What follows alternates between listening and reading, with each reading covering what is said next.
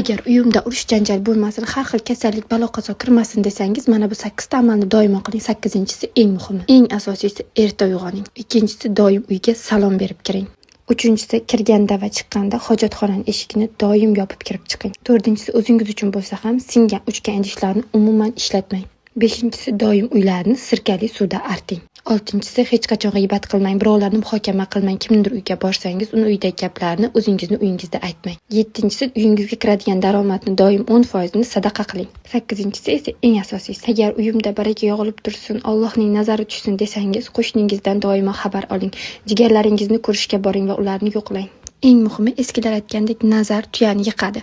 Uyingizda qimmatbaho idishlar, qimmatbaho mebellar hamda uyingizni juda ham hashamatli qilishga urinmang. Agar barakali va xotirjam hayot istasangiz, oddiylikdan hech qachon uyalmang. Foydali postlarni yo'qotib qo'ymaslik va oddiylikdan baraka topish uchun albatta menga obuna bo'ling.